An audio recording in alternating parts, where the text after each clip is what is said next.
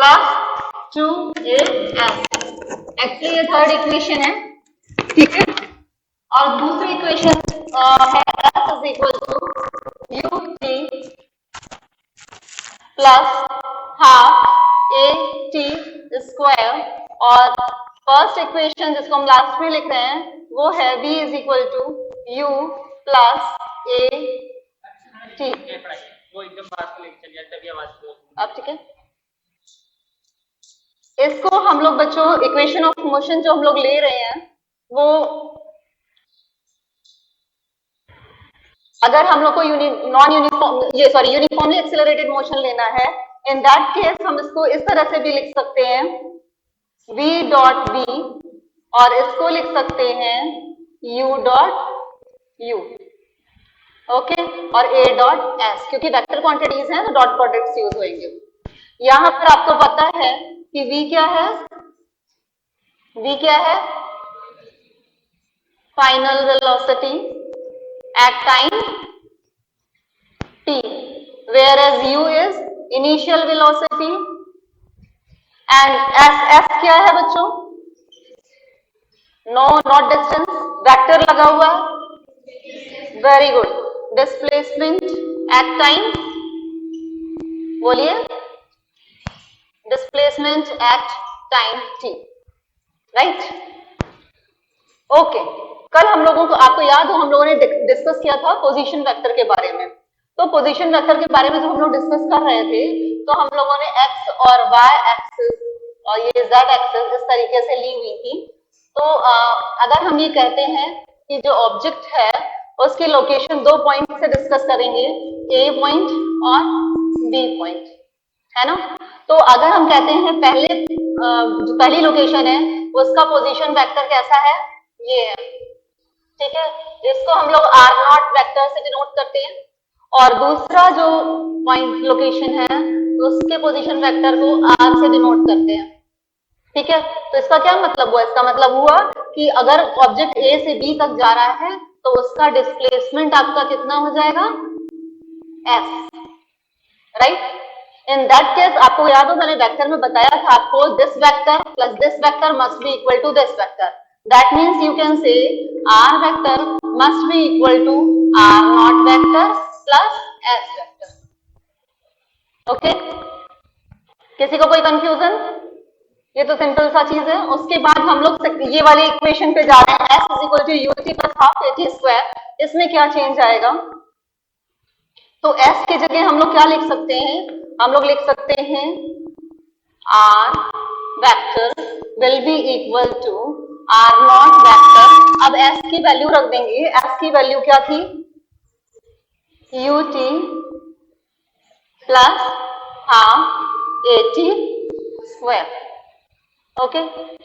Last equation ये वाली equation थी, इस हम लोग कैसे लिख सकते हैं, v square vector minus u square is equal to 2as, okay.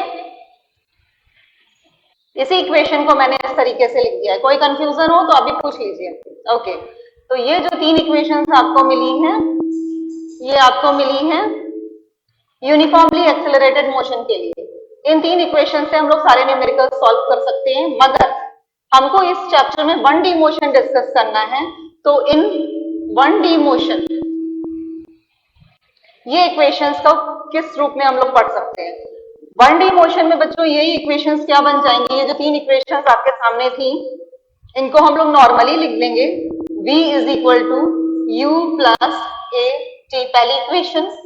दूसरी equation s is equal to u t plus half a t square. और तीसरी इक्वेशन आपकी हो जाएगी v square is equal to u square plus 2as।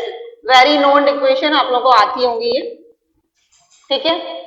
लेकिन इसके साथ में एक इक्वेशन और हम ऐड कर रहे हैं, वो इक्वेशन भी आप 1D मोशन में यूज कर सकते हैं, दैट इज STF, यानी कि TH समय में चला गया डिस्प्लेसमेंट, ठीक है। और TH समय में कितना डिस्प्लेसमेंट हुआ होगा, अगर हम लोग ब्रेन लगाएं तो समझ सकते हैं कि अगर t समय में s डिस्टेंस कवर की जाती है और t-1 समय में t-1 डिस्टेंस कवर की जाती है तो tf समय में चली गई डिस्टेंस हमारी निकल आएगी।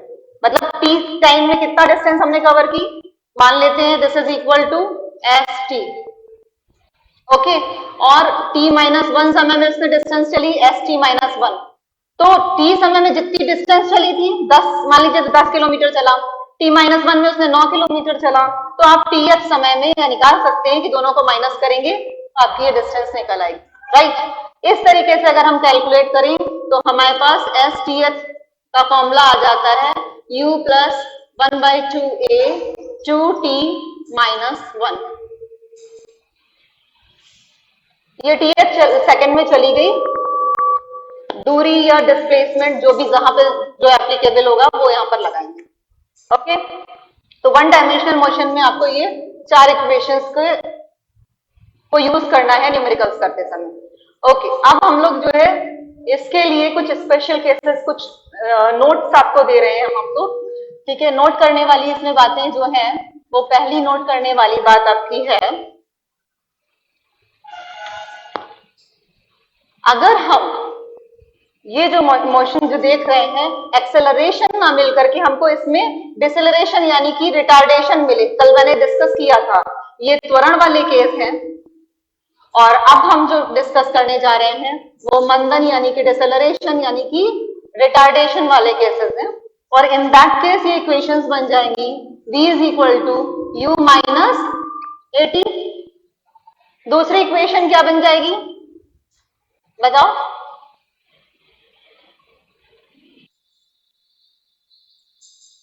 Very good, s is equal to ut minus half at square, last one. Third equation बोलो, सॉरी सबसे आगे बैठी हुई है, जोर से बोलो, अगर मैं तुम्हारी तरह बोलूं तो किसी को सुनाई नहीं देगा। तुम बताओ, नहीं पीछे बॉय, बोलो। ये थर्ड इक्वेशन जो आपकी है ये रखी हुई है, इसको अगर रिटार्डेशन के लिए यूज करेंगे तो क्या हो जाएगी, very good, v square is equal to u square minus 2as। ये आपकी 3 इक्वेशंस आ गई। दैट मीन्स जो इक्वेशंस आप पहले पढ़ रहे थे उसमें और इसमें कोई डिफरेंस नहीं है, सिर्फ आपको क्या काम करना है, एक और नेगेटिव लेना है, एक्सेलरेशन आपका नेगेटिव हो जाएगा। ओके, तो इसी तरीके से अब हम लोग फटाफट आगे बढ़ते हैं। मोशन अंडर ग्रेविटी, अगर गुरुत्व के अंतर्गत गति हो रही होगी तो हम लोगों को क्या डिफरेंस देखने मिलेगा। मोशन अंडर ग्रेविटी में बच्चों आपको पता है कि एक्सेलरेशन जी की तरह वर्क करेगा। उसके 2 केसेस आपके सामने आएंगे। पहला केस होगा जब मोशन आपका डाउनवर्ड्स होगा और दूसरा केस होगा जब मोशन आपका अपवर्ड होगा। डाउनवर्ड मोशन में बच्चों क्या खासियत होती है कि जो एक्सेलरेशन होता है वो क्या बन जाता है, क्योंकि गुरुत्व के अंतर्गत गति होती है तो acceleration will be equal to g, है ना, क्योंकि अर्थ हर चीज को अपनी तरफ खींचती है। और अपवर्ड जब होगा तब acceleration will be equal to minus g. इसी तरीके से आपको बता दें कि यहाँ पर डिस्टेंस जो यूज करी है हम लोगों ने, डिस्टेंस और डिस्प्लेसमेंट व्हाटएवर, तो ये क्या हो जाएगी, क्योंकि वर्टिकली हम लोग डिस्कस कर रहे हैं तो वो डिस्टेंस नहीं, फिर वो क्या कहलाएगी, हाइट, है ना। तो s will be equal to h, this case s will be equal to h। Okay, तो इन्हीं इक्वेशंस में अगर आप इन सब चीजों को अप्लाई करिए तो पहली इक्वेशन आपकी हो जाएगी v is equal to u, क्या हो जाएगा, plus g t. S will be, s की जगह क्या लिखेंगे, h is equal to u t plus half g t square. और तीसरी हो जाएगी v square is equal to u square plus 2gs। Okay, very good, मैं यही देख रही थी कि कौन जग रहा है। सिंपल सी बात है, यहाँ पर मैंने लिख दिया s is equal to h है, तो जहां पर s आया उसकी जगह पे हम लोग को h यूज करना है।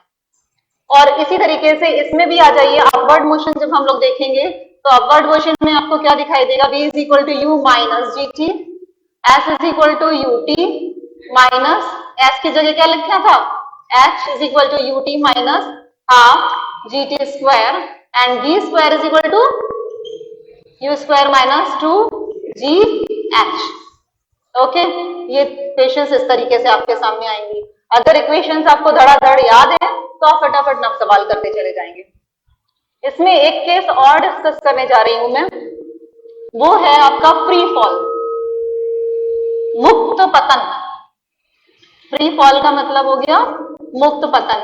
इस केस में फ्री फॉल का मतलब ये होता है कि इनिशियल वेलोसिटी बच्चों क्या होगी, प्रारंभिक वेग शून्य होगा, u इज इक्वल टू 0, और वर्टिकली गिरा रहे हैं, दैट मीन्स डाउनवर्ड मोशन को फॉलो करेंगे। सेम यही इक्वेशंस यूज होंगी, बस डिफरेंस क्या है, इसमें u क्या हो जाएगा 0, तो इस वाले केस में u 0 रखते जाएंगे तो आपकी पहली इक्वेशन आ जाएगी v is equal to g t, h is equal to हो जाएगा हाफ जी टी स्क्वायर, इसी तरीके से v square is equal to हो जाएगा 2gh।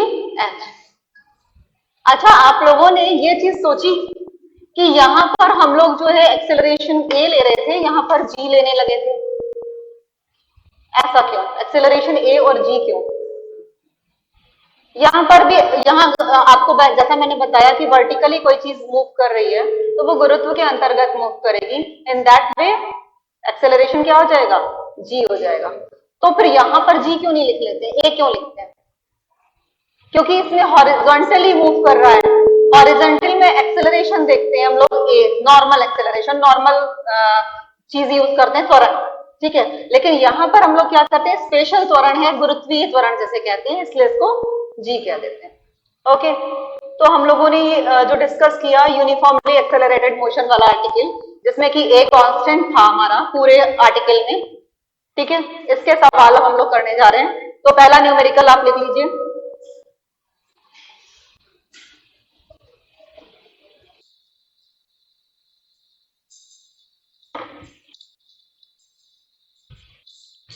आवाज आ रही है? ओके,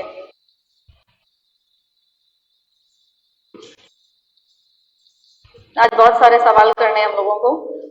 कल हम लोगों ने 9 न्यूमेरिकल्स किए थे और 10वां न्यूमेरिकल अब आपके सामने मैं बोल रही हूँ। A car was moving at a rate of 18 kilometre पर आवर।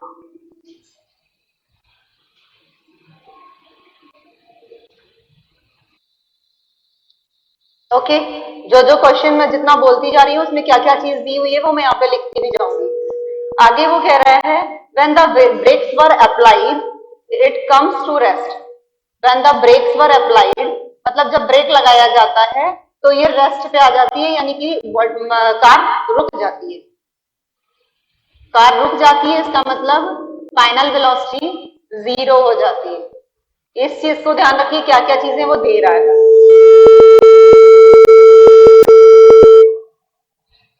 उसके बाद वो आगे कह रहा है इट कम्स टू रेस्ट के बाद इन अ डिस्टेंस ऑफ 100 मीटर, यानी कि उसकी डिस्टेंस उसने दे दी है s इज इक्वल टू है 100 मीटर। ये 10वां सवाल है आपका। मैं कोशिश करूंगी आपको पीडीएफ न्यूमेरिकल्स का बना करके सेंड करवा दूंगी प्रज्ञा मैम से, ठीक है। वैसे आपको न्यूमेरिकल जो मैं बोल रही हूँ वो लिखते जाइए। तो आपको क्वेश्चन मैंने बोला it comes to rest in a distance of 100 metre. आगे देखिए, calculate the retardation produced by the brakes, यानी कि ब्रेक के द्वारा उत्पन्न मंदन की गणना करिए। Calculate the retardation produced by the brakes द्वारा उत्पन्न मंदन की गणना करिए। That means you have to find acceleration. Okay, हाँ ध्यान दीजिए, न्यूमेरिकल हम सॉल्व करने जा रहे हैं। इसका सॉल्यूशन बहुत सिंपल सा सॉल्यूशन है। कोई इसका आंसर बताएगा? किसी ने कर लिया रफ में? आपके सामने सारी इक्वेशंस दी हुई हैं, जो जो जिस तरीके से भी अप्लाई की जा सकती है, इतनी ढेर सारी मैंने इक्वेशंस लिख दी हैं। कोई आंसर बताएगा मुझे?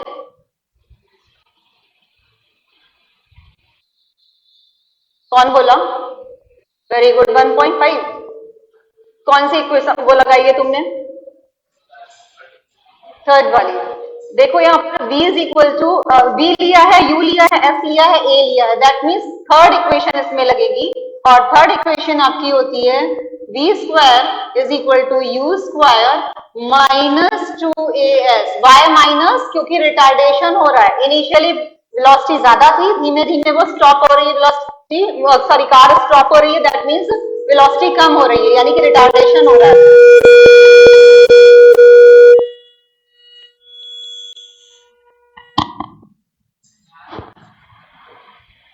अब आवाज नहीं आ रही है? आ रही है, ओके। तो हम लोग इसीलिए माइनस वाली इक्वेशन यूज करेंगे। इसमें वैल्यूज रखिए, v की वैल्यू कितनी है 0, u की वैल्यू बच्चों कितनी है, 1 मिनट 18 नहीं रखेंगे, ध्यान दीजिए, यूनिट्स पे ध्यान देना जरूरी है। मैंने आप लोगों को जब ये नोट्स बताए थे तो एक ये बताया था, दूसरा ये बताया था, तीसरा ये बताया था, एक इसमें आप चीज और नोट कर सकते हैं अगर आपको लगे जरूरत, वो ये है कि अगर वेलोसिटी किलोमीटर पर आवर में दी होगी तो आप उसको मीटर पर सेकंड में चेंज कर सकते हैं। कैसे? 5/18 लिख करके, ठीक है। यानी कि 1 किलोमीटर पर आवर 5/18 मीटर पर सेकंड के बराबर होता है। किलोमीटर को मीटर में बदल लीजिएगा, आवर को सेकंड में बदल लीजिएगा, 60 into 60 से तो आपका 5/18 आ जाएगा। ये याद कर लीजिए फटाफट निकालने के लिए सवाल। और इसका वाइस वर्सा भी कर सकते हैं, दैट मीन्स 1 मीटर पर second will be equal to 18/5 kilometre पर आवर। तो ये भी आप अपने पास नोट्स में लिख करके रख लीजिए, जब सवाल करेंगे धड़ाधड़ चाहिए पड़ेगा। तो do come here, v is equal to u is equal to 18 kilometre पर आवर जो है, इसको हम लोग क्या करेंगे, क्योंकि ये डिस्टेंस मीटर में दी हुई है तो इसको मीटर पर सेकंड में चेंज करना चाहेंगे। तो मीटर पर सेकंड में चेंज करना चाहेंगे तो इसके अकॉर्डिंग ये हो जाएगा 18 मल्टीप्लाइड बाय 5/18 मीटर पर second. In that way you can say it is only 5। तो u की वैल्यू 5 आ गई, 5 का स्क्वायर लिख दीजिए माइनस 2a तो हमें फाइंड आउट करना है, बट s इज 100। अब आप आंसर निकालिए, तुम्हारा आंसर अब सही हुआ। अब क्या आया 0.125 आएगा। इसको आप सॉल्व करिए, एक्सेलरेशन तो आ जाएगा 0.125 मीटर पर सेकेंड स्क्वायर। यूनिट जरूर लिखिएगा, ओके। इस तरीके से ये आपका न्यूमेरिकल इजी सा हमने करवा दिया। एक क्वेश्चन और लिखिए, आज बहुत सारे क्वेश्चंस आपके लिए लाए हैं। 11th क्वेश्चन है, N object is thrown vertically upwards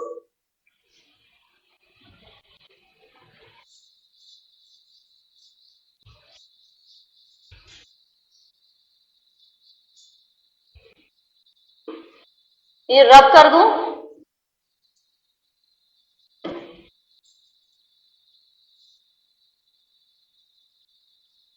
ये देसी तरीका सही है, फटाफट कपड़े से मिट गया। क्वेश्चन मैं बोल रही थी आप लोग को, क्या था, an object is thrown vertically upwards with a velocity of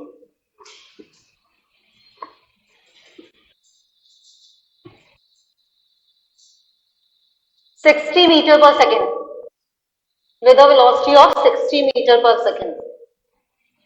आगे लिखिए, after what time will it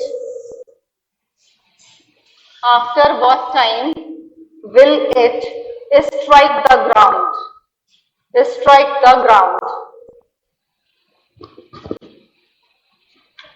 और हिंट में आपको दिया हुआ है कि g is equal to 10 metre पर सेकेंड स्क्वायर। क्वेश्चन को हम लोग थोड़ा थोड़ा पढ़ते जाएंगे और क्या क्या चीजें दी हुई है वो लिखते जाएंगे। N object is thrown vertically upward, ऊपर की तरफ किसी वस्तु को फेंका गया है विद वेलोसिटी ऑफ 60 मीटर पर सेकेंड, यानी कि उसकी इनिशियल वेलोसिटी कितनी थी 60 मीटर पर सेकेंड। आगे कह रहा है after what time will it strike the ground, मतलब ऊपर फेंका था और वो पूछ रहा है नीचे कितनी देर में आएगा, यानी कि ये ऑब्जेक्ट था आपका, ये ऊपर फेंका गया और वापस नीचे कितनी देर में आएगा, तो टाइम आपको फाइंड आउट करने को बोल रहा है वो। और हिंट में आपको दिया हुआ है g is equal to 10 metre पर सेकेंड स्क्वायर। ओके, ये सिंपल सा क्वेश्चन है आपके सामने। और आपको पता है कि जब कोई भी ऑब्जेक्ट को हम इस तरह से ऊपर फेंकते हैं तो वो कब तक ऊपर जाता है, जब तक कि उसकी वेलोसिटी जीरो नहीं हो जाती। इन दैट केस यहाँ पर वेलोसिटी उसकी जीरो हो जाएगी, तो हम केवल असेंट देखेंगे। असेंट मतलब जब ऑब्जेक्ट ऊपर जा रहा है। 6 आया। असेंट टाइम देखने जा रहे हैं। असेंट जब करेगा तो v इज इक्वल टू 0 है, u इज इक्वल टू 60 है। देखिए आपने क्या गलती करी, जो आपने 6 बताया, क्या गलती करी है कि नहीं करी है, चेक करिए। तो हमको टाइम फाइंड आउट करना है, और टाइम हम किस इक्वेशन से निकालेंगे? ऊपर जा रही है बॉडी, इसका मतलब हम लोग को माइनस यूज करना है। ठीक है, माइनस यूज करना है, that means v is equal to u minus g t. यहाँ पे 0 रखेंगे, इज इक्वल टू u की वैल्यू है 60 minus 10 into t. Okay, in that case t is equal to 6 second. ये टाइम सिर्फ और सिर्फ असेंट का आया है, मतलब ऊपर चढ़ने का। जब ऑब्जेक्ट नीचे आएगा तो उसको उतना ही टाइम लगेगा जितना असेंट में लगा था, उतना ही डिसेंट में लगेगा। तो डिसेंट में लगा हुआ टाइम भी कितना हो जाएगा? 6 सेकेंड ही हो जाएगा। और हमें टोटल टाइम निकालने को बोला था, तो टोटल टाइम आपके पास आ जाएगा 2t, that is 6 plus 6, that is 12 seconds. Sorry,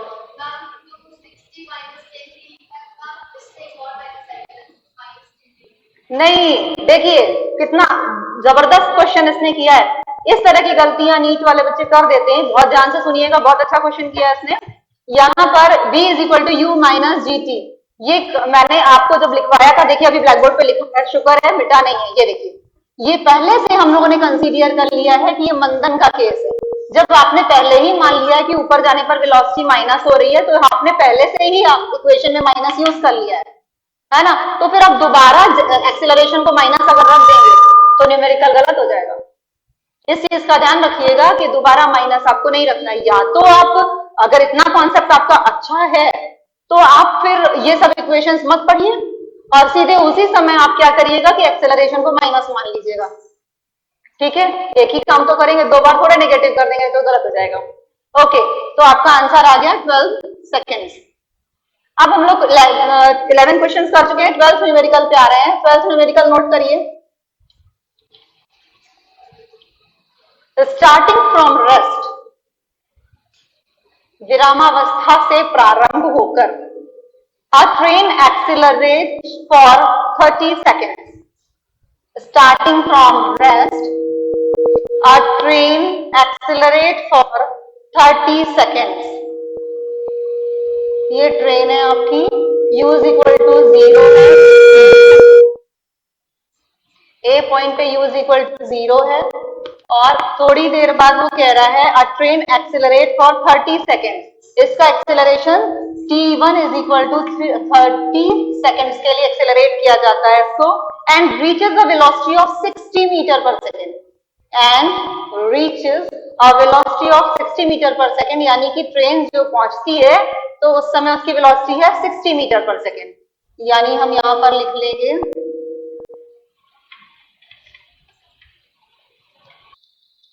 velocity है 60 मीटर पर सेकेंड।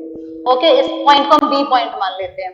आगे वो क्वेश्चन कह रहा है, फिर आगे ट्रेन और चल रही है। Train moves with uniform velocity for 1 minute. अब जो ट्रेन चलेगी वो एक्सेलरेट नहीं होगी, वो यूनिफॉर्म वेलोसिटी से चलेगी। एक ही क्वेश्चन में सब कुछ यूज कर लिया मैंने। अब हमारी ट्रेन बी से लेकर के सी पॉइंट तक हम पहुंचाते हैं, और उसको टाइम कितना लगता है? t2 इज इक्वल टू, कितना मिनट बताया मैंने? 1 मिनट। 1 मिनट को हम 60 सेकेंड्स लिख ले रहे हैं क्योंकि हमने यहाँ पे सेकेंड्स में यूज किया था।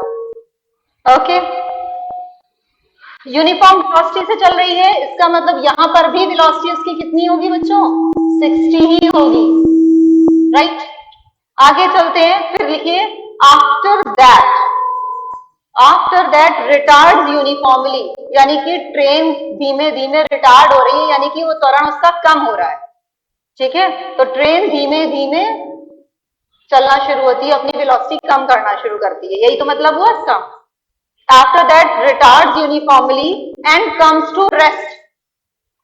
अब ट्रेन जो है वो डी पॉइंट पे पहुंच गई है और उसकी वेलोसिटी फिर से क्या हो गई? अब 0 हो गई है।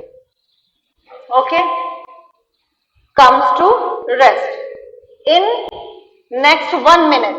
1 मिनट लगता है, इतने काम में 1 मिनट लगता है, यानी कि समय लगा कितना, 1 मिनट को हम कह सकते हैं 60 सेकेंड्स। अब आपको निकालने को बोल रहा है वो, calculate the distance by the train.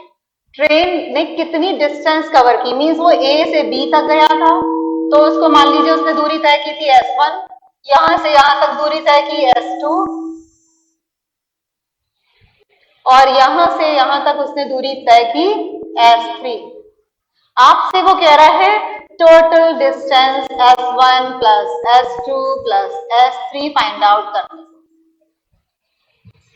Question को फिर से हिंदी में समझ लीजिए। क्वेश्चन कह रहा है एक ट्रेन यहां पर u इज इक्वल टू 0, शुरू प्रारंभिक वेग उसका 0 था, और 0 वेग से वो 30 सेकंड लगता है उसको दूसरी बी पॉइंट पे पहुंचती, तब उसकी वेलोसिटी हो जाती है, उसका वेग हो जाता है 60 मीटर पर सेकेंड। फिर 60 सेकंड बाद उसका वेग हो जाता है 60 मीटर पर सेकेंड, यानी कि यहां से यहां तक वो यूनिफॉर्मली चल रही है, एक समान वेग से चल रही है। उसके बाद सी से डी तक वो जाती है, फिर से उसको 60 सेकंड लगते हैं और उसका वेग हो जाता है 0। ओके, तो वो ये पूछ रहा है कि उसने ट्रेन में कितनी डिस्टेंस टोटल कवर की, ये आप बताइए। कोई बताएगा इतनी देर में, निकाला किसी ने?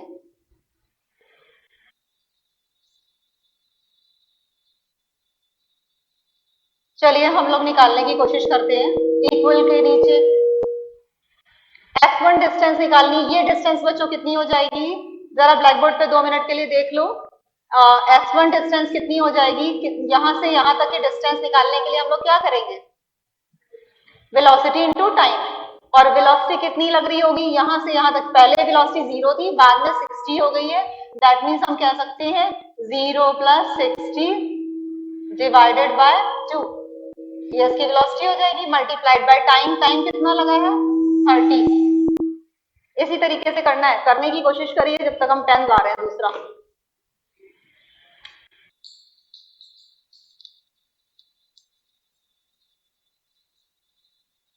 Zero plus 60 divided by 2 into 30।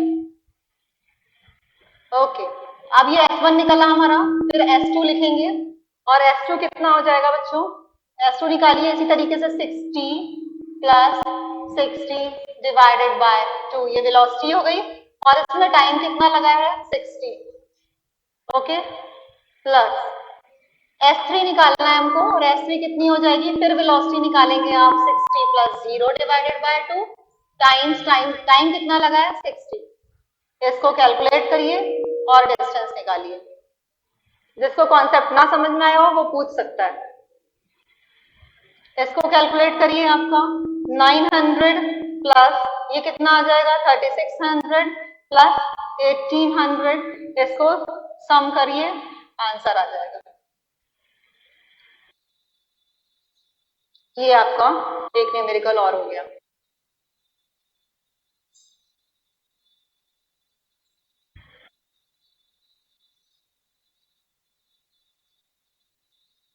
जल्दी करिए, फिर नया न्यूमेरिकल कराते हैं, न्यूमेरिकल नंबर 13। क्योंकि इस चैप्टर में मेनली न्यूमेरिकल्स हैं, और ये चैप्टर इतना आसान है कि आप इससे ज्यादा से ज्यादा क्वेश्चन अटेम्प्ट करके अपने मार्क्स इंप्रूव कर सकते हैं।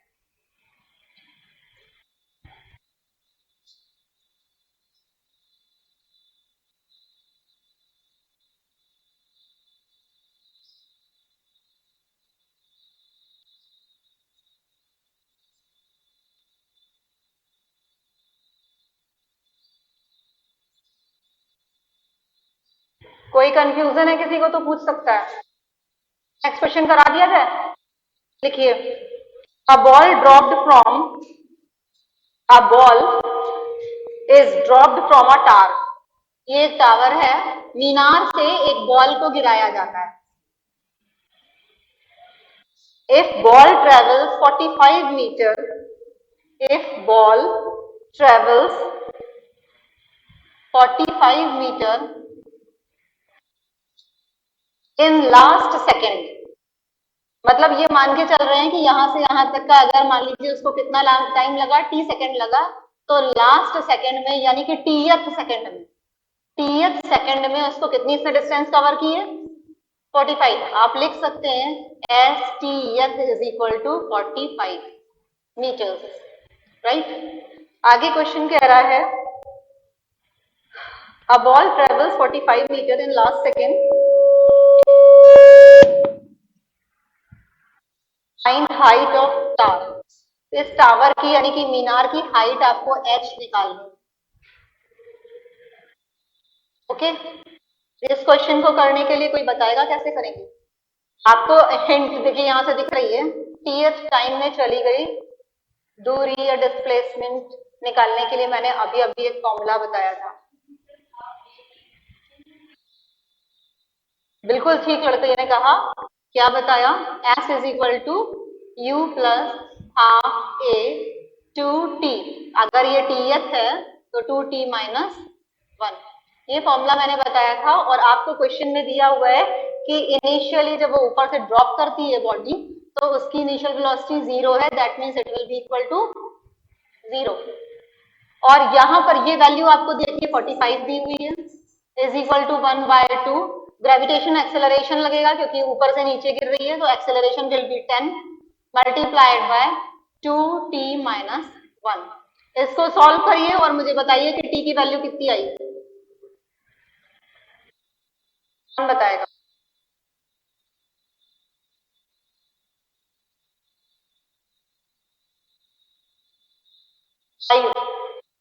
फिर से कैलकुलेट करिए, ध्यान से देखिए, 5 आ जाएगा। Very good, 5 seconds, right. Okay हो गया, आगे बढ़े। चलिए, अब आपका जो टाइम निकल के आया है, तो आपको निकालना क्या है? पूरी हाइट, मीनार की पूरी हाइट निकालनी है। और पूरी हाइट के लिए फॉर्मूला हम लोग क्या लगा सकते हैं? S इज इक्वल टू, यानी कि यहाँ पे हाइट है तो H is equal to, U तो इनिशियल 0 है, that means half GT square, और हाइट निकल आएगी 1/2 इंटू 10 इंटू T आप निकाल चुके हैं 5 का square, in that way you will get 125 क्या मीटर्स। बिना यूनिट के बात नहीं करो। हो गया सब? हाँ बोलो बेटा। 4 क्या? कैसे टाइम 4 आ सकता है भाई? ये कैंसिल करोगी 5 आएगा, ये कैंसिल करोगी 9 आएगा, ये -1 इस तरफ आएगा, +1 हो जाएगा, तो 9 + 1 10 हो जाएगा। 10 डिवाइडेड बाय 2 दैट इज 5, ठीक है ना? ओके, अब इसी क्वेश्चन को आगे बढ़ाते हैं। हालांकि क्वेश्चन नंबर 14 है, मगर रेफरेंस आपको 13 क्वेश्चन का लेना है। 13 क्वेश्चन में ही आगे एक क्वेश्चन और ऐड कर दिया है मैंने। इन अबव न्यूमेरिकल, ऊपर दिए गए सवाल में find the ratio of distance in 1th second, 2th second and 3rd second. That ratio of distance निकालना है, यानी कि डिस्टेंस निकालना है 1th सेकेंड में, 1st सेकेंड में, इज टू 2nd सेकेंड में, और फिर is to distance in 3rd। इसको आप ST भी लिख सकते हैं, 1st और 2nd और 3rd, ठीक है। तो पहले सेकेंड, दूसरे सेकेंड और तीसरे सेकेंड में चली गई दूरियों का अनुपात आपको निकालना है। एक्चुअली क्वेश्चन में ये पूछ रहा है, ठीक है। और आपको तो बहुत अच्छे से पता है, अभी अभी हम लोगों ने यूज किया फॉर्मूला कि STH क्या होता है? U plus half A 2T minus 1। जहां पर इस क्वेश्चन में, क्योंकि इस क्वेश्चन का रेफरेंस है, इस क्वेश्चन में तो U 0 है। अगर U 0 है तब तो आपके पास क्या आ जाएगा? Half A 2T minus 1। ये सब जगह क्या लगेगा formula? Half A 2T minus 1। और अगर सब जगह हाफ A 2T माइनस 1 लगेगा तो इन that case half A cancel हो जाएगा, हाफ A 2T माइनस 1। यहाँ पर T पहले वाले के लिए, T कितना हो जाएगा बच्चों? 1। फिर अनुपात ले लीजिए S2 का, सेकेंड का रेशियो हो जाएगा हाफ A 2T, T क्या है सेकेंड का? तो 2 माइनस 1, अनुपात half A 2 into 3 minus 1। That means हम लोग हाफ ए तो कैंसिल कर सकते हैं, सब जगह से कैंसिल हो जाएगा, अनुपात मतलब डिवाइड, डिवाइड में ये सब कैंसिल हो जाता है। किसी का आंसर आ गया? 1:3:5, 1:3:5, ये इसका प्रॉपर आंसर है, बिल्कुल सही। लेकिन बाकी बच्चों का नहीं आया। किसका नहीं आया? आ गया? तुम्हारा नहीं आया?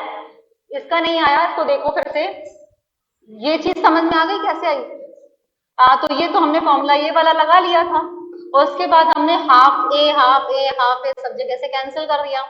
फिर आपने पहला सेकंड, फर्स्ट सेकंड की निकाली ना, फर्स्ट सेकंड में चली गई डिस्टेंस, तो टी की जगह 1 रख दिया, यहाँ पे टी की जगह 2 रख दिया, यहाँ पे टी की जगह 3 रख दिया। 2 1 2 - 1 that is 1, 2 2 4 - 1 that is 3, 2 3 6 - 1 that is 5। इस तरह से आपका आंसर आ जाएगा। ओके, चलिए, तो इस तरीके से ये क्वेश्चन 14 क्वेश्चन भी खत्म हुआ। अब हम लोग ने बहुत सारे सवाल कर लिए हैं यूनिफॉर्मली एक्सेलरेटेड मोशन के। अब हम लोग नॉन यूनिफॉर्मली एक्सेलरेटेड मोशन को पढ़ने जा रहे हैं।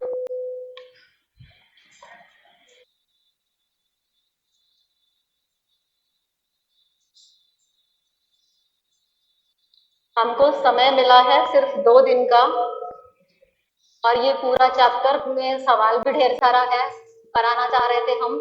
केवल थ्योरी पोर्शन पढ़ने से कोई फायदा नहीं होगा, इसलिए आप लोगों को सवाल खूब कस के करने चाहिए। मुझे ईमानदारी से बताओ, कल मैंने कहा था 100 क्वेश्चन करने की कोशिश करना, तो ऐसा कोई महान प्राणी है जिसने 50 क्वेश्चन किए?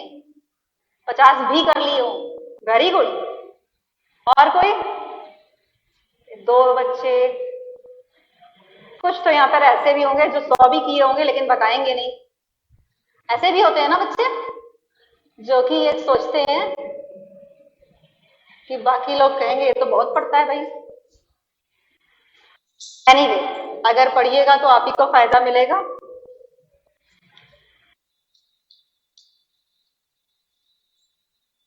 नॉन यूनिफॉर्मली एक्सेलरेटेड मोशन, ये कौन सा आर्टिकल हम लोग पढ़ने जा रहे हैं? 5वां article, non uniformly accelerated motion. That means इसमें एक्सेलरेशन, पहले वाले में यूनिफॉर्मली में एक्सेलरेशन कांस्टेंट होता था, इसमें एक्सेलरेशन कांस्टेंट नहीं होगा, राइट? और एक्सेलरेशन कांस्टेंट नहीं होगा तो हमारी जो इक्वेशन हम लोगों ने अभी यूज करी थी, v = u + h, या v s = ut + ½ s², या s² = u² + 2as, ये 3 इक्वेशन जो हमने पढ़ी थी वो यहाँ पर एप्लीकेबल नहीं होंगी। अगर नहीं होंगी तो इन दैट केस हम लोग वेलोसिटी कैसे निकालेंगे? ds/dt से, जहां पर s क्या है? वेक्टर क्वांटिटी, और इसको हम लोग dr/dt भी कहते थे। इसी तरह से एक्सेलरेशन कैसे निकालेंगे बच्चों? dv/dt से, राइट? लेकिन हमको तो इस चैप्टर में केवल 1 डायमेंशनल मोशन पढ़ना है, तो हम लोग मोशन इन 1 डायमेंशन पे आते हैं, 1D मोशन। और 1D मोशन के लिए ये इक्वेशंस क्या रूप ले लेंगी? जैसे उसमें किया था हम लोगों ने 1D डायमेंशन के लिए इक्वेशंस का नया रूप पढ़ा था, तो यहाँ पर v = आप सिंपली लिखेंगे ds/dt, और एक्सेलरेशन = आप लिखेंगे dv/dt।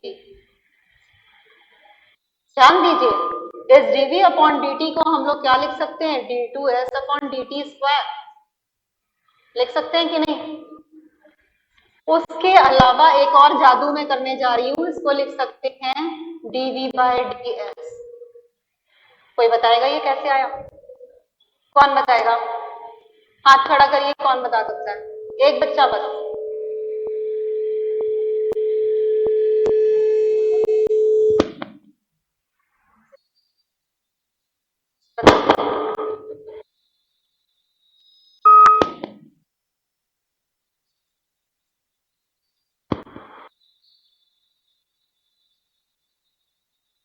ये जो आपका पोर्शन है dv/dt, बिल्कुल ठीक बताया बच्ची ने।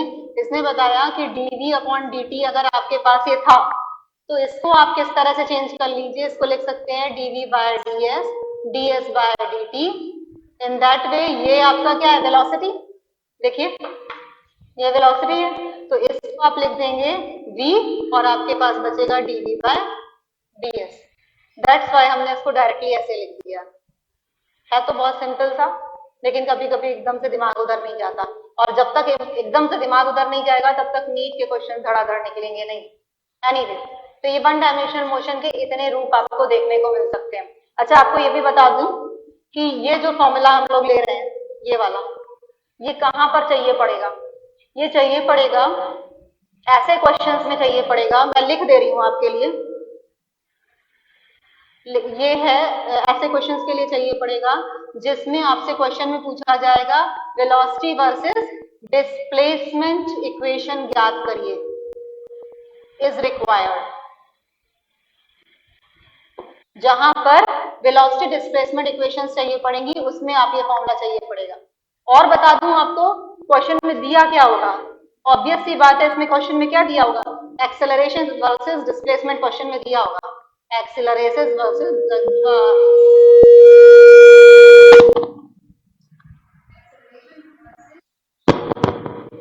आवाज आ रही है, एक्सेलरेशन वर्सेस डिस्प्लेसमेंट इक्वेशन, ठीक है। तो ये वन डायमेंशनल मोशन के लिए आपको जो जो चीजें चाहिए थी मैंने डिस्कस करी आपसे, और इसके बाद अब हम लोग न्यूमेरिकल्स की तरफ चलते हैं। तो पहला न्यूमेरिकल लिखिए। हम लोग कितने सवाल कर चुके हैं, 14। तो चलिए 15th न्यूमेरिकल लिखिए।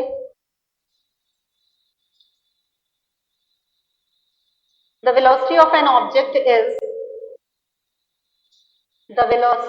object is changing with time, v versus t, and the relation is given by the following equation। किसी वस्तु का वेग समय के साथ साथ बदल रहा है और उसका संबंध निम्नलिखित समीकरण द्वारा दर्शाया जा सकता है।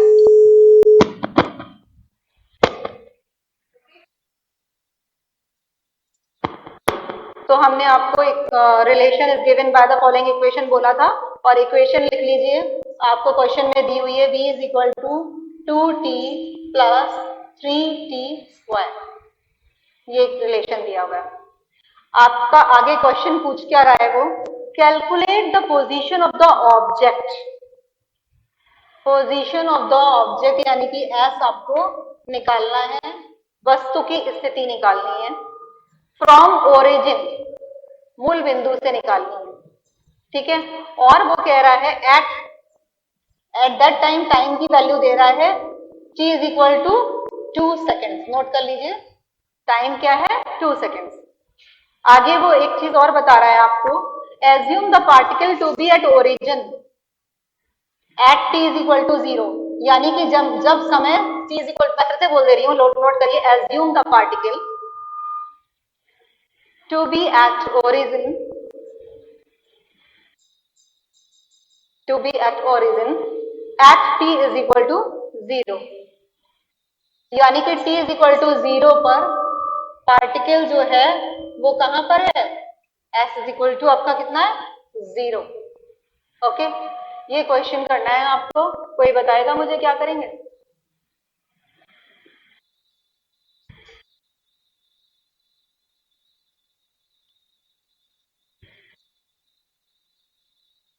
कोई जताना चाहेगा अपनी बुद्धि? सॉरी,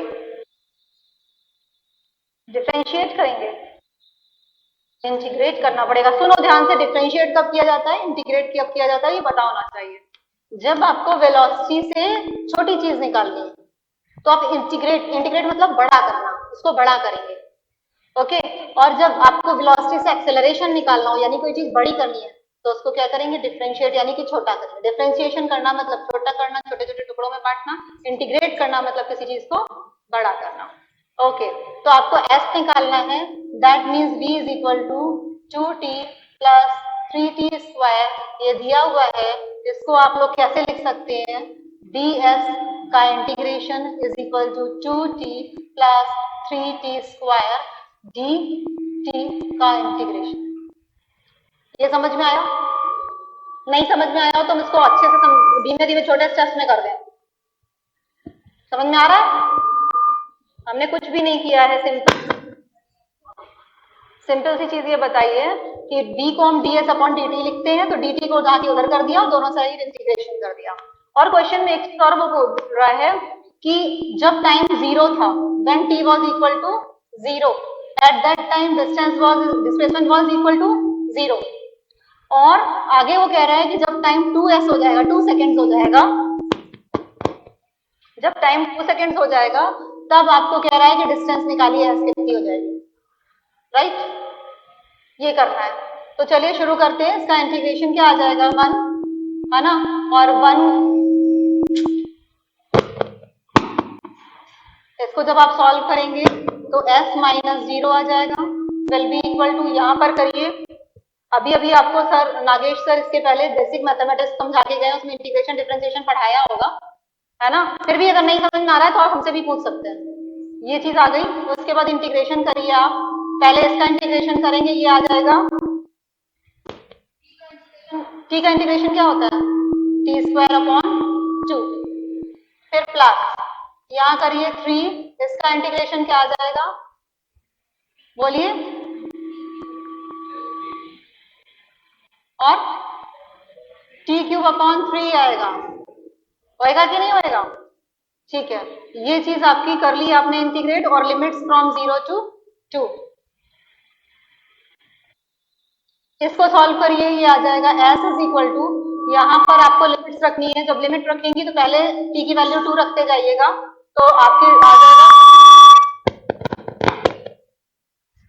t की वैल्यू जब 2 रखेंगे तो आ जाएगा 4 प्लस, यहाँ पे t की वैल्यू कितनी रखेंगे, 2 तो 8, दैट मीन्स 12 मीटर्स, राइट?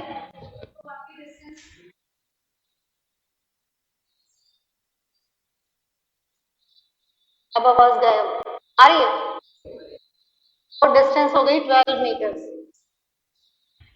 यही आंसर है आपका, राइट? प्रॉब्लम? चलिए फिर और आगे कुछ क्वेश्चंस करते जाते हैं हम लोग, और न्यूमेरिकल लिखिए भाई, जितने सवाल करेंगे उतनी प्रैक्टिस होगी, और मैं कोशिश कर रही हूं आपको हर तरीके का एक एक सवाल करा दूं। चलिए, displacement time equation of a particle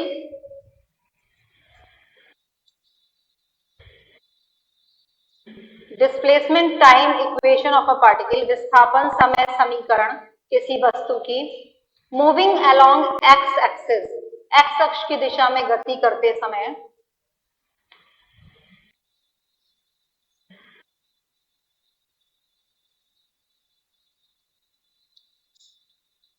x is equal to 20 plus t cube minus 12t, ये आपकी डिस्प्लेसमेंट टाइम इक्वेशन क्वेश्चन में दी हुई है किसी पार्टिकल के लिए। आगे क्वेश्चन कह रहा है find position velocity at t is equal to 0, मतलब पोजीशन भी निकालनी है, वेलोसिटी भी निकालनी है, ठीक है, दोनों चीजें कब निकालनी है, at time t is equal to 0। ये अभी आपका पहला पार्ट है, पोजीशन निकालनी है और क्या निकालना है, वेलोसिटी भी निकालनी है at t is equal to 0। दूसरा पार्ट इसका लिखिए क्वेश्चन, मोशन यूनिफॉर्मली एक्सेलरेटेड और नॉट, ये आपको फाइंड करना है, यूनिफॉर्मली एक्सेलरेटेड मोशन है या नॉन यूनिफॉर्मली एक्सेलरेटेड है, ये आपको फाइंड आउट करना है।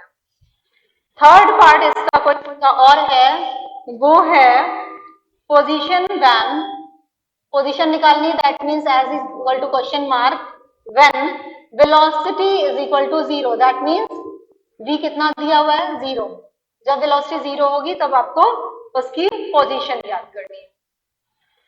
ओके, ये क्वेश्चन का सॉल्यूशन करना है, तो हम लोग पहले क्या करेंगे, एक x दिया हुआ है, यानी कि displacement equation with respect to time दी हुई है और आपको क्या निकालना है, s निकालना है at t is equal to 0। ये तो कोई भी बता सकता है, मुझे लगता है तो बहुत आसान सा क्वेश्चन है। कौन बताएगा मुझे? हाँ बताओ। 20 इसने बताया ये x की वैल्यू t के रिस्पेक्ट में दी हुई है, तो x at t is equal to 0 क्या हो जाएगा, जब यहाँ पे t 0 रखेंगे तो 20 और ये वाला पोर्शन 0, ये वाला पोर्शन 0 क्योंकि t 0 है, तो ये आ गया 20 मीटर। Very good. साथ में वेलोसिटी भी पूछी है, वो तो बताओ कोई जना, और भी कोई बच्चा बताए। -12 आई है वेलोसिटी। कैसे आई है? क्योंकि वेलोसिटी होती है टाइम के रिस्पेक्ट में डिफरेंशिएट करते हैं x को, तो इसका डिफरेंशिएशन कोई भी करे तो ये इसका एक्सेलरेशन, इसका डिफरेंशिएशन तो क्या हो जाएगा 0 क्योंकि कांस्टेंट है। इसका डिफरेंशिएशन करेंगे तो 3t स्क्वायर -12, राइट। और क्वेश्चन कह रहा है कि t क्या है 0, तो velocity at t is equal to 0 will be equal to, ये चीज 0 हो जाएगी आपकी, तो आपके पास सिर्फ -12 बचेगा मीटर पर सेकेंड। तो एक पार्ट खत्म हो गया जिसको कि इस बच्चे ने ओरल बताया था। क्या नाम है तुम्हारा?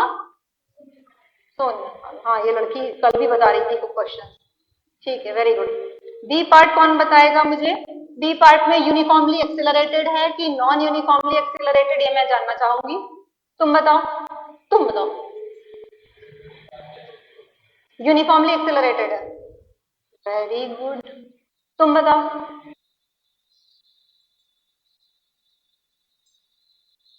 यूनिफॉर्मली नहीं है, दैट मीन्स नॉन यूनिफॉर्मली है।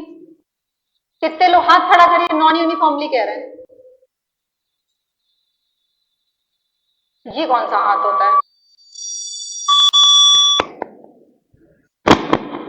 चलिए चेक करते हैं हम लोग, बैठ जाइए। यूनिफॉर्मली है कि नॉन यूनिफॉर्मली है, हम लोग चेक करने के क्या करेंगे, एक्सेलरेशन निकालेंगे। और आप लोग वेलोसिटी निकाल चुके हैं। v कितना आया था? 3t स्क्वायर -12 आया था। तो एक्सेलरेशन कैसा हो जाएगा?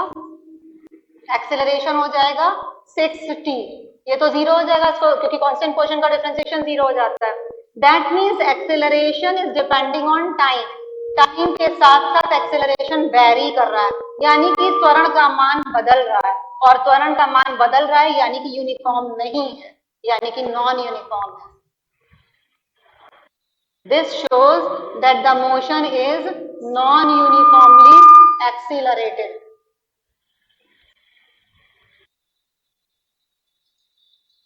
ऐसा है, कछुआ भी जो होता है ना, कभी कभी जीत जाता है। तो ये वो चैप्टर्स हैं जो आपको जिता सकते हैं। तो आप लोग अगर कुछ चैप्टर्स ऐसे हैं जिनको इजीली से करिए, खूब क्वेश्चंस करिए और आराम से निकालिए, बहुत इजी क्वेश्चंस हैं। चलिए, सी क्वेश्चन पार्ट इस क्वेश्चन का। S is equal to what when V is equal to 0। Velocity 0 दे दी गई है, तो आपको डिस्टेंस या डिस्प्लेसमेंट निकालना है। क्या करेंगे? कोई बताएगा? और कोई? ब्लू शर्ट, तुमसे उम्मीद है, बताओ।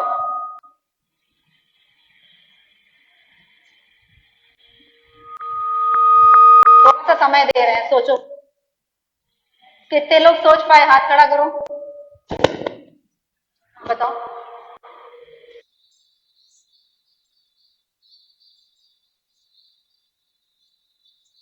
वेलोसिटी को 0 करके टाइम कैसे निकालेंगे? इक्वेशन ही तो बतानी है।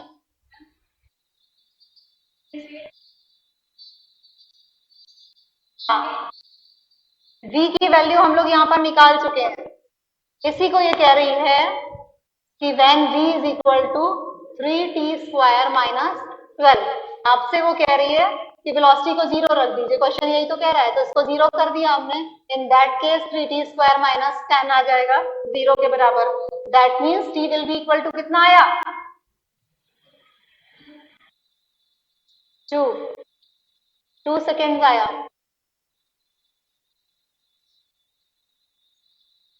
अब हम लोग को क्या करना है बच्चों? क्वेश्चन क्या कह रहा है? डिस्टेंस भी निकालिए, x निकालिए when v is equal to 0 in that at that time. मतलब टाइम आपको पता चल गया है, 2 सेकेंड। तो डिस्टेंस निकालनी है, और डिस्टेंस कैसे निकालेंगे, यहाँ से।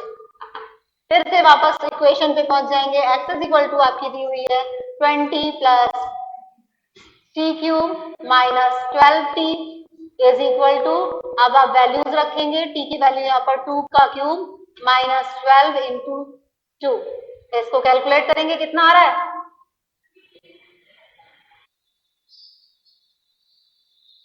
अरे सॉरी 12 है, सॉरी 12 है, जागने वालों की संख्या दिखाई दे रही है, सोने वालों की भी दिखाई दे रही है।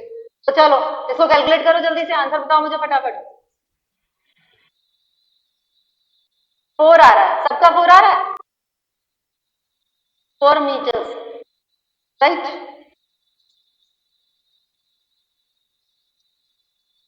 16वें क्वेश्चन के बाद अब हम लोग 17वें क्वेश्चन पे आते हैं, यही कर लेते हैं, यहाँ पे आ जाएगा। 17 क्वेश्चन लिखना शुरू करिए। वेलोसिटी टाइम इक्वेशन, 17 क्वेश्चन में आपको क्या दिया हुआ है, वेलोसिटी टाइम की इक्वेशन दी हुई है। इक्वेशन आपकी है बच्चों v is equal to 10 plus 2t plus 3t square, ये इक्वेशन आपको पहले से दे दी है। अब वो पूछ रहा है, दो बातें उसने पूछी हैं। पहली बात वो पूछ रहा है कि displacement from mean position, displacement from mean position at t is equal to 1 second, t is equal to 1 second पे डिस्प्लेसमेंट फ्रॉम मीन पोजीशन। और दूसरी चीज क्या पूछ रहा है, वो बी पार्ट इस क्वेश्चन का है, एक्सीलरेशन टाइम इक्वेशन निकालनी है, acceleration time equation find out करनी है। हाँ जी, पहला पार्ट करने जा रहे हैं इसका हम लोग। वेलोसिटी टाइम इक्वेशन आपको दी हुई है ये, और आपसे डिस्टेंस पूछ रहा है, x निकालने को बोल रहा है। तो अभी अभी मैंने बताया था कब डिफरेंशिएट करते हैं और कब इंटीग्रेट करते हैं, ये तरीका बताया था, याद आया? बताओ, अब देखें तुमको याद हो गया। इंटीग्रेट करेंगे हम लोग, क्योंकि हमको वेलोसिटी से क्या निकालनी है, डिस्टेंस निकालनी, छोटी चीज निकालनी है, तो इंटीग्रेट करेंगे। तो इंटीग्रेट करने के लिए हम लोग को v की जो वैल्यू दी हुई है 10 plus 2t plus 3t square, तो ये क्या आ जाएगा, चलिए इंटीग्रेट करके दिखा देती हूँ मैं आपको। ये आप लिख दीजिए इंटीग्रेशन, कोई बताना चाहे आंसर तो बता दे, फिर नहीं मैं निकालने जा रही हूँ। हाँ दे रहे हैं, 2 मिनट दे रहे हैं, हाँ बताओ। हाँ 12 मीटर, सबका आया? इसको इंटीग्रेट करना है आपको सिंपली, इसको आप लोग लिख सकते हैं ds upon dt is equal to 10 plus 2t plus 3t cube, और ये dt इधर शिफ्ट कर दीजिएगा, क्योंकि हमें क्या करना है, इंटीग्रेट करना है, राइट। और इंटीग्रेट करना है, फिर वो टाइम भी दे रहा है t is equal to 1 second.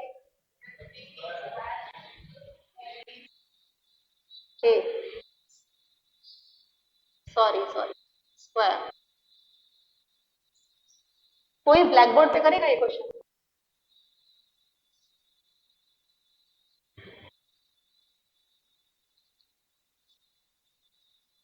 मैं थोड़ी देर पानी पी लूं, अगर कोई कर दे। कौन बोला? ऐसे वहां बैठ करके बताओ, नहीं एक जना आ करके जरा ब्लैक बोर्ड पे कर दे। आओ,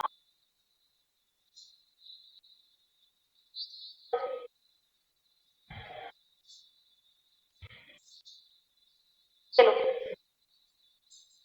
ये रखी हुई इक्वेशन, इसको देखो और उसके बाद इसको इंटीग्रेट करके इसका आंसर निकालना है। कॉर्नर से शुरू करो, मैं बोल दे रही हूँ, integration ds is equal to integration 10 plus 2t plus 3t square dt। Solve करो, आप लोग अपने आप करने की कोशिश करिए इंटीग्रेट।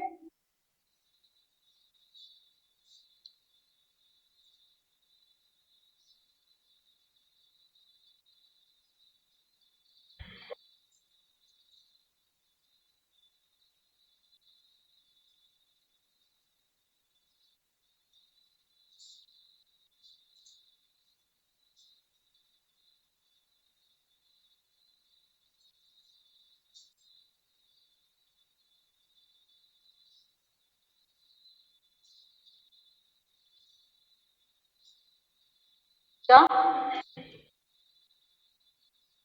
टाइम मैं बता रही हूँ, टाइम दिया हुआ है 1 सेकेंड फ्रॉम मीन पोजीशन है,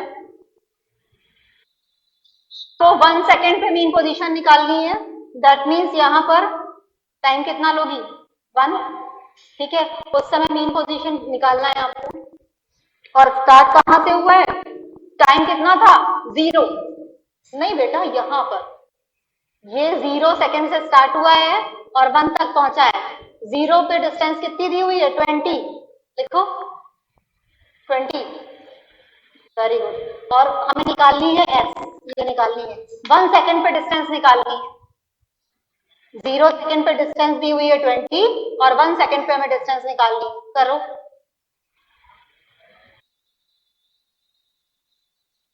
एक सेकेंड कुछ गड़बड़ कर रही हो, ये इंटीग्रेशन हटाओ अगर तुमने इंटीग्रेट कर दिया है तो, हाँ है ना। चलो जिसका आ गया वो मुझे बताए।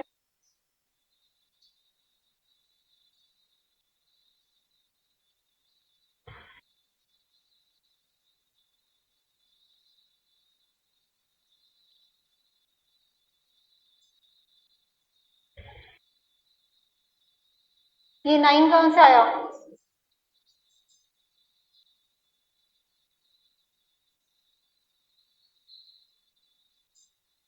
हो जाएगा। नहीं नहीं तुम तो सही कर रही हो, वो कुछ कहना चाह रहे हो। 3t² है, हाँ तो लिखा तो है उसने, ये 3 लिखो बेटा, क्यों 6 लिख रही हो। यहाँ पर 3 लिखा हुआ है ना, 3 हो जाएगा। और 3 into 2 डिफरेंशिएशन में किया जाता है। कंफ्यूज हो रही हो क्या, कोई बात नहीं, अब सही हो गया। 3 कैंसिल, ये 3 कैंसिल करो। इसीलिए कहते हैं कि थोड़ा सा ब्लैक बोर्ड पे आके अपनी हेजिटेशन मिटाओगे तो कॉन्फिडेंस आ जाएगा। जो गलती ब्लैक बोर्ड पे एक बार हो जाएगी वो कॉपी में कभी नहीं होगी। कितना आया तुम लोगों का आंसर, 12 मीटर्स। इसका तो 12 मीटर आ रहा है, गड़बड़ है। चलो मुझे ही करना पड़ेगा, पहुंचो ना ना ना।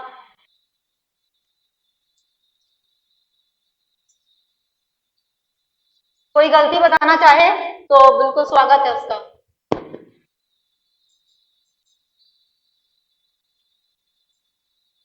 देखो इसको मैं पूरा रब कर दे रही हूँ और फिर से बता रही हूँ। 10 + 2t + 3t² dt, इसको हम लोग सॉल्व करने जा रहे हैं। तो ये आ जाएगा आपका इंटीग्रेशन, जब 10 का करेंगे तो बच्चों कितना आ जाएगा 10t + 2t का इंटीग्रेशन जब आप करेंगे तो क्या आ जाएगा 2t²/2 + 3 इसका इंटीग्रेशन करेंगे t³ 3 is cancelled out, 2 is cancelled out, integration limits are from 0 to 1, है ना। और इधर क्या आ जाएगा, इंटीग्रेशन जब करोगी 1 का तो f आ जाएगा, इसकी लिमिट्स हो जाएंगी 20 से लेकर के f तक। तो दैट मीन्स ये हो जाएगा f - 20 इज इक्वल टू, इसको सॉल्व करेंगे तो ये कितना आ जाएगा बच्चों। पहले हम लोग लिमिट्स रखेंगे अपर लिमिट, तो जब t की जगह 1 रखेंगे तो 10 + 1² + 1³ और फिर -0 वाली लिखने से कोई फायदा नहीं क्योंकि सब 0 हो जाएंगे ये वाले टर्म, ठीक है। तो ये आपका आ गया 12 और f = 32 मीटर, ना, ये गड़बड़ है। ओके, नेक्स्ट पार्ट क्या करना था हम लोगों को, एक्सेलरेशन टाइम इक्वेशन निकालनी। एक्सेलरेशन टाइम इक्वेशन निकालने के लिए क्या करेंगे हम लोग, बी पार्ट करने जा रहे हैं। ये ए पार्ट था क्वेश्चन का, और क्वेश्चन में आपको जो इक्वेशन दी थी हम इसको फिर से कॉपी करेंगे। v = 10 + 2t + 3t³, ये सॉरी स्क्वायर है ना। ये वेलोसिटी की जो इक्वेशन आपको दी हुई है, इससे आप एक्सेलरेशन टाइम इक्वेशन पे जाना चाहते हैं, और एक्सेलरेशन अगर आपको चाहिए तो आप इसको क्या करेंगे, डिफरेंशिएट कर देंगे विद रिस्पेक्ट टू t। है ना, इसीलिए हमने आपको इक्वेशन शुरू में बता दी थी कि नॉन यूनिफॉर्म मोशन में कौन कौन सी इक्वेशन यूज करते हैं। चलिए इसको डिफरेंशिएट करिए, ये डिफरेंशिएशन 0 हो जाएगा, ये हो जाएगा 2 + 60, ठीक है। तो ये आपका एक्सेलरेशन टाइम इक्वेशन आ गई। तो A will be equal to 2 + 60, ये आंसर है। एक्सेलरेशन टाइम इक्वेशन आपके सामने है। टाइम बताओ बच्चों जरा, अभी 10 ही मिनट बचे, बहुत पढ़ाना है मुझे तो अभी। अब मैं आपको ग्राफ वाला पोर्शन पढ़ाने जा रही हूँ, क्योंकि इस चैप्टर से क्वेश्चन, ग्राफ के क्वेश्चंस आते हैं। और ग्राफ के जो ग्राफ्स बनाएंगे हम लोग, वो वेलोसिटी टाइम का भी बनाएंगे और पोजीशन टाइम का भी बनाएंगे।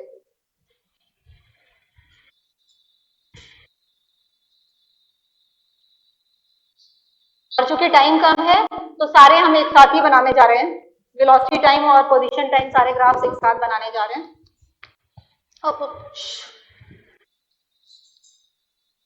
सबसे पहले हम लोग क्या करेंगे, यहाँ पर सीरियल नंबर लिख लेते हैं और केसेस का नाम लिखेंगे, यहाँ पे कौन सा केस डिस्कस करने जा रहे हैं।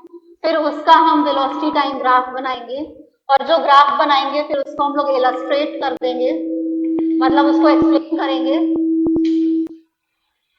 और उसके बाद हम लोग पोजीशन टाइम ग्राफ बनाएंगे उसी का, और उसको भी इलस्ट्रेट कर देंगे, जिससे जल्दी जल्दी काम हो जाए।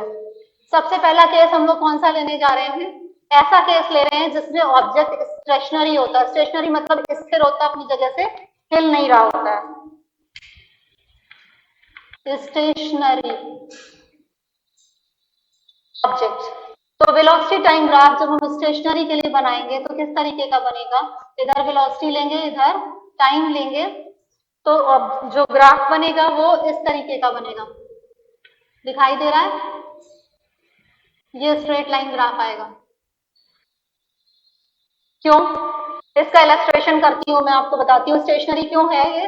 क्योंकि स्टेशनरी का मतलब होता है ऑब्जेक्ट चल ही नहीं रहा है, समय के साथ साथ उसकी वेलोसिटी चेंज नहीं हो रही है, और वेलोसिटी अगर चेंज नहीं हो रही तो जो पहले वेलोसिटी थी वही बाद में रहेगी, और टाइम उस समय क्या होगा, 0 होगा, है ना। उसके बाद सेकंड केस हम लोग डिस्कस करते हैं, और वो है यूनिफॉर्म मोशन का। यही तो हम लोगों ने पढ़ा था, यूनिफॉर्म मोशन मतलब वेलोसिटी जिसकी कांस्टेंट रहती है। अब इसका वेलोसिटी टाइम ग्राफ अगर हम लोग बनाना चाहें तो वो किस तरीके का आएगा बच्चों, उसका ग्राफ इस तरीके का आएगा, ये इस समय वेलोसिटी क्या है, v is equal to constant. Graph के क्वेश्चंस आते हैं, ठीक है। इसका इलस्ट्रेशन मैं आपको कैसे दे सकती हूँ कि आपकी पहले जो वेलोसिटी थी वही कुछ समय बाद भी वही वेलोसिटी रहेगी, दैट मीन्स u जो थी वो v के हमेशा बराबर रहेगी। और एक बात और बता दें आपको,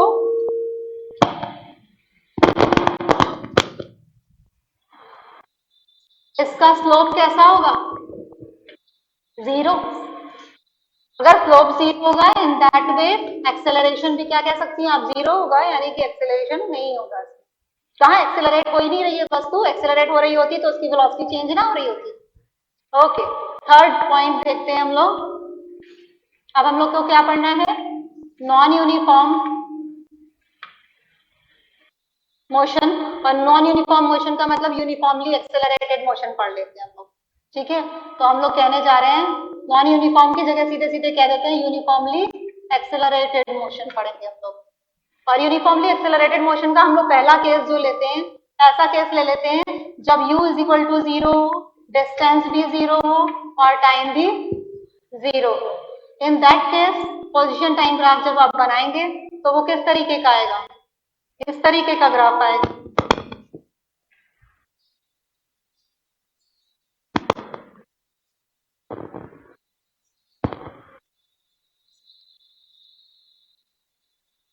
दिखाई नहीं दे रहा है,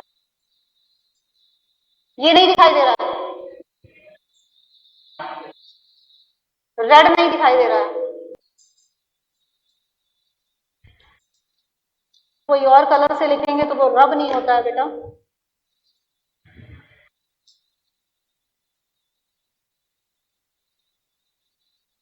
ओके, आगे देखिए, अगर इसका इस तरीके का ग्राफ होगा तो इसका स्लोप कैसा दिख रहा है आपको? कांस्टेंट।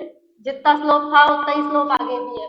दैट मीन्स आप कह सकते हैं कि एक्सेलरेशन कांस्टेंट दिखाई देगा यहाँ पर, है ना? एक्सेलरेशन कैसा होगा? कांस्टेंट होगा। टाइम के साथ साथ वेरिएशन जो है वो इक्वली हो रहा है, यानी कि एक्सेलरेशन कांस्टेंट होगा। यहाँ पर आपका रीजन बता दूं मैं आपको, ये थीटा जो है निकालना हो तो कैसे निकालते हैं? टेन थीटा ही तो बोलते हैं। तो टेन थीटा आपका लगातार बराबर है, दैट मीन्स स्लोप बराबर है, दैट मीन्स एक्सेलरेशन कैसा है? कांस्टेंट है। चौथा केस देख लेते हैं हम लोग, यूनिफॉर्मली एक्सेलरेटेड मोशन का कौन सा case? When u is not equal to 0 and s is equal to 0 at t is equal to 0। इस ग्राफ को बनाइए तो क्या करेंगे हम लोग? इसमें क्या कह रहा है वो? इनिशियल वेलोसिटी 0 नहीं है, यानी कि वेलोसिटी कहीं शुरुआत यहां से होनी है। पहले इनिशियल यहाँ वेलोसिटी लेते थे इस एक्सेस पे, तो इनिशियल वेलोसिटी 0 लेनी पड़ी थी, है ना? तो ये और ये इक्वेशन कैसी बन जाएगी? इसको इस इक्वेशन को हम लोग क्या कह सकते हैं? इक्वेशन बताइए। v is equal to a t, v is equal to u plus a t होता है, u is 0 then v is equal to a t, तो आएगी इक्वेशन। चलिए अब u is equal not equal to 0 पे बनाते हैं ग्राफ, तो इसका ग्राफ कुछ इस तरीके का आएगा। यहां पर आप कह सकते हैं v is equal to u plus a t, और यहां पर भी आपको एक्सेलरेशन कांस्टेंट ही दिखाई देगा, तभी तो मैंने लिखा है uniformly accelerated motion. Okay, third part हम लोग देखते हैं इसका, यूनिफॉर्मली एक्सेलरेटेड का थर्ड पार्ट, फिफ्थ ग्राफ लेने जा रहे हैं, जिसमें यूनिफॉर्मली एक्सेलरेटेड मोशन तो लेंगे, लेकिन अब की बार u is not equal to 0 के साथ साथ s भी 0 नहीं होगा। s की मान लेते हैं वैल्यू s 0 है और t इज इक्वल टू 0। ठीक है, इनिशियली डिस्टेंस कुछ थी, तो डिस्टेंस कुछ थी तो कैसा ग्राफ बनेगा बच्चों? इसका ग्राफ भी इस तरीके का होगा, लेकिन इस इक्वेशन में आपको याद हो मैंने पोजीशन वेक्टर के लिए आपको ये वाली इक्वेशन लिखवाई थी। पोजीशन वेक्टर के लिए इक्वेशन क्या लिखवाई थी? v इज इक्वल टू, शुरू में कुछ ना कुछ पोजीशन वेक्टर डिस्टेंस कितनी चल चुके हैं? s0 चल चुके हैं, है ना? तो s0 चल चुके हैं, तो इक्वेशन आपकी क्या हो जाएगी? v is equal to u plus a t, कुछ ना कुछ पहले से डिस्टेंस चली हुई होती है और वेलोसिटी कितनी होती है शुरू में? u। इस ग्राफ पे ये u वेलोसिटी होती है। ठीक है, अब हम लोग नेक्स्ट सिक्स्थ ग्राफ पे आने जा रहे हैं, जो कि यूनिफॉर्मली एक्सेलरेटेड की जगह हम लोग रिटार्डेड कर दे रहे हैं, यानी कि डिसेलरेटेड। ठीक है, यूनिफॉर्मली रिटार्डेड मोशन पढ़ने जा रहे हैं, और यूनिफॉर्मली रिटार्डेड मोशन का ग्राफ कैसे बनेगा बच्चों? यूनिफॉर्मली रिटार्डेड एक्सेलरेशन की जगह रिटार्डेशन होगा, तो यानी कि आपका जो स्लोप होगा वो नीचे की तरफ आएगा। यहाँ पर ऊपर जा रहा था, तो थोड़ा सा आप अपने आप भी सोचेंगे तो आप इस तरीके से निकाल देंगे। ठीक है, ये इनिशियली आपकी वेलोसिटी 0 थी और थोड़ी देर बाद आपकी वेलोसिटी जो है वो कितनी हो गई? 0। मान लेते वो समय कितना है? t0। तो हम यहाँ पर एक केस कह देते हैं यूनिफॉर्मली रिटार्डिंग मोशन तो है, और वो मोशन जबकि लास्ट में वेलोसिटी क्या हो जा रही है उसकी? 0 हो जा रही हो, फाइनल वेलोसिटी इसकी 0 हो जा रही हो, ऐसा वाला केस लिया है, पर्टिकुलर केस ले लिया। अब हम और इसको एलोबरेट करते हैं। सेवेंथ पॉइंट हम ले रहे हैं, यूनिफॉर्मली रिटार्डेड मोशन यही वाला ले रहे हैं, लेकिन हम ऐसा केस लेंगे कि रिटार्डेशन तो दिखाई देगा, लेकिन शुरू में वेलोसिटी क्या होती है? क्या दिखाई दे रही है? 0 होती हुई दिखाई देती है, और थोड़ी देर बाद नेगेटिव हो जाती है। तो नेगेटिव हो जाती है तो ग्राफ किस तरीके का बनेगा बच्चों? ये ग्राफ बनेगा। इनिशियल वेलोसिटी आपकी u थी, t0 पे आपका वेलोसिटी 0 हो गई, और उसके बाद नेगेटिव डायरेक्शन में चलने लगा पार्टिकल। ठीक है, तो इस तरीके से यहाँ पर आपको क्या दिखाई दे रहा है? एक्सेलरेशन आपको कैसा दिखाई दे रहा है? रिटार्डेड दिखाई दे रहा है। नहीं, रिटार्डेड नहीं दिखाई दे रहा है, एक्सेलरेशन हो रहा है मगर एक्सेलरेशन कैसा हो रहा है, कांस्टेंट, कांस्टेंट दिखाई दे रहा है। यहाँ पर कैसा दिखाई दे रहा है, रिटार्डेशन दिखाई दे रहा है। उसका रीजन कोई बताएगा, स्लोप कैसा हो रहा है, नीचे जा रहा है, और स्लोप नीचे जा रहा है, इसका मतलब इसका जो एंगल है थीटा है वो कितना हो रहा है, कम हो रहा है, थीटा लगातार कम होता जा रहा है, tan थीटा कम हो जाएगा इसलिए स्लोप कम हो जाएगा, स्लोप कम हो जाएगा तो एक्सेलरेशन नेगेटिव हो जाएगा, देन इट मींस रिटार्डेशन हो जाएगा। इसी तरीके से यहाँ पर भी सेम चीज हो रही है कि थीटा कम होता जा रहा है इसलिए स्लोप नेगेटिव होता चला जा रहा है। ओके, ये वेलोसिटी टाइम ग्राफ्स बनाए थे हमने और इसी के कॉरेस्पॉन्डिंग हम लोग अब पोजीशन टाइम ग्राफ बनाने जा रहे हैं। चलिए पोजीशन टाइम ग्राफ भी जल्दी जल्दी बनाते चलते हैं। तो सबसे पहला पोजीशन टाइम ग्राफ आपको यहाँ पे टाइम लेते जाएंगे और यहाँ पर पोजीशन लेते जाएंगे। तो अगर हमने कहा कि स्टेशनरी है ऑब्जेक्ट, यानी कि ऑब्जेक्ट जहां रखा था वहीं रखा हुआ है, मान लेते हैं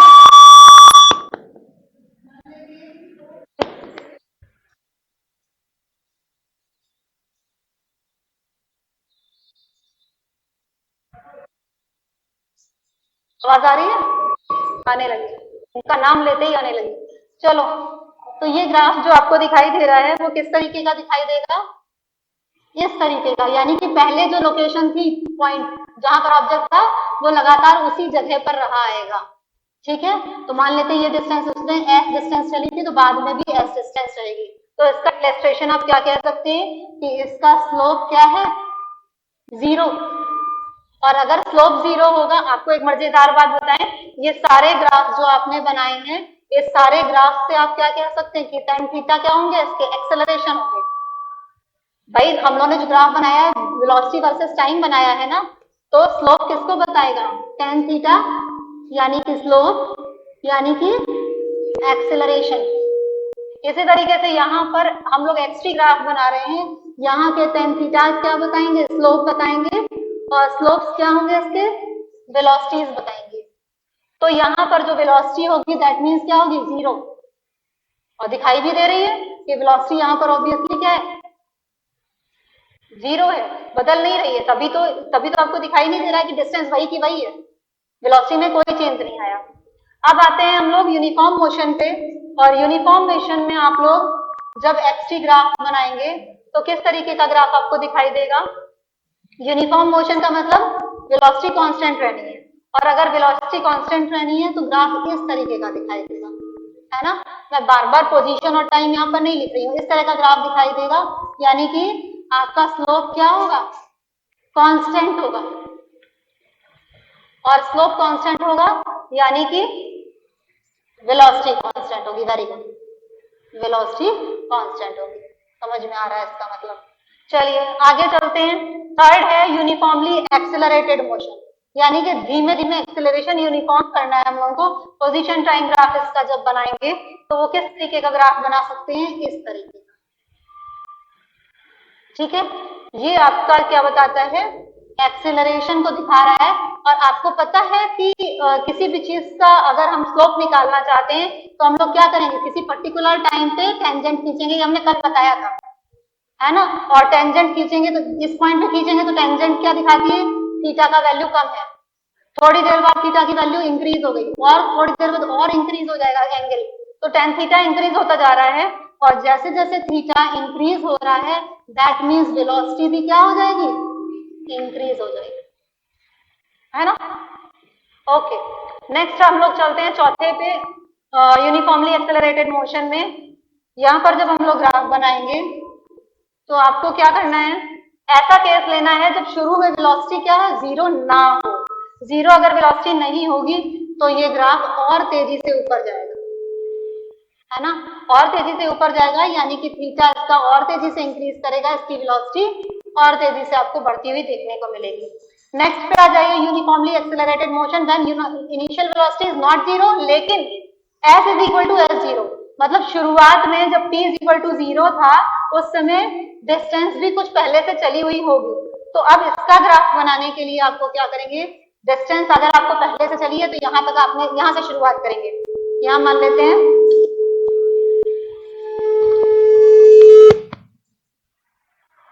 यहाँ से शुरुआत करेंगे, तो अब आपका ग्राफ ये बन गया, ठीक है ना, सेम ग्राफ है, बस डिफरेंस क्या है कि इनिशियली डिस्टेंस 0 करके S0 डिस्टेंस ले लिए, और इसमें भी आपको क्या दिखाई दे रहा है कि जैसे जैसे थीटा बढ़ रहा है वैसे वैसे वेलोसिटी बढ़ती चली जा रही है। लेकिन इसमें एक चीज और है कि at t is equal to 0 s is equal to sg, यानी कि जब आप वेलोसिटी की इक्वेशन यहाँ पर लिखेंगे तो आप क्या लिखेंगे, v is equal to u plus a t, लेकिन s की इक्वेशन लिखेंगे तो s0 में ऐड कर देंगे, फिर आप लोग क्या लेते थे ut plus half a t square, इस तरह से लेंगे। आइए चलिए नेक्स्ट चलते हैं हम लोग, रिटार्डेशन यानी एक्सेलरेशन का अपोजिट डायरेक्शन हमको देखना है, निगेटिव एक्सेलरेशन। तो रिटार्डेशन के केस में यही जो आप बना रहे हैं ग्राफ सेम होगा, मगर डिफरेंस क्या है इसमें, इसका ग्राफ क्या हो जाएगा, अपोजिट बना देंगे। यहाँ पर टेन थीटा क्या हो रहा था, इंक्रीज हो रहा था, अब यहाँ देखिए टेन थीटा डिक्रीज हो रहा है, पहले ये था तो थोड़ी देर बाद थीटा और कम हो गया, और यहाँ पर आप ध्यान दीजिए थीटा बिल्कुल स्ट्रेट दे रहा है, यानी कि स्लोप 0 हो जा रहा है। इस जगह पे सबसे ऊपर वेलोसिटी क्या है, वेलोसिटी क्या हो जाएगी, कांस्टेंट कह सकते हैं आप, वेलोसिटी कांस्टेंट हो जाएगी यहाँ पर, है ना। वेलोसिटी कांस्टेंट हो जाएगी तो स्लोप कैसा हो जाएगा बच्चों, स्लोप भी कांस्टेंट हो जाएगा। लेकिन यहाँ पर स्लोप 0 आ रहा है, दैट मीन्स हम ये कहना चाह रहे थे, इसीलिए हम यहाँ पे 0 लिख रहे थे, दैट मीन्स वेलोसिटी और स्लोप दोनों क्या हो जाएंगे, 0 हो जाएंगे। रिटार्डेशन वाला हमने लोग ले लिया। और उसके बाद यूनिफॉर्मली रिटार्डेड मोशन कौन सा लेना है, जब हम लोग थोड़ी देर चलते हैं उसके बाद वेलोसिटी हमारी 0 हो जाती है, फिर और अपोजिट डायरेक्शन में नीचे जाते हैं। तो ये वाला चीज इसमें कैसे दिखाएंगे, इसका ग्राफ देखिए हम बनाने जा रहे हैं। इसका ग्राफ पहले तो वेलोसिटी जैसे बना रहे थे बिल्कुल वैसा ही बनेगा, ये वाला ग्राफ तो बिल्कुल वैसे ही बन गया। अब अपोजिट डायरेक्शन में नीचे जाना है तो अपोजिट डायरेक्शन में इस तरीके से ये ग्राफ नीचे आ जाएगा, ठीक है। और इस समय पर टाइम कितना होगा, देखिए t0, तो ये समय आपका t0 ही रहेगा, ठीक है। तो इस तरीके से यहाँ पर आपको क्या देखने मिल रहा है, यहाँ पर तो आपको दिखाई दे रहा था कि जैसे जैसे थीटा कम हो रहा था वेलोसिटी भी कम हो रही थी, लेकिन इसमें आपको क्या दोनों चीजें देखने मिलती हैं। यहाँ पर आपको जैसे जैसे थीटा कम हो रहा है वेलोसिटी कम हो रही है, और यहाँ पर वेलोसिटी क्या हो जा रही है, थीटा भी 0 हो रहा है तो वेलोसिटी भी 0 हो रही है इस जगह पे, और थोड़ी देर बाद आपको थीटा इंक्रीज हो रहा है तो वेलोसिटी भी इंक्रीज हो रही है। सारे केसेस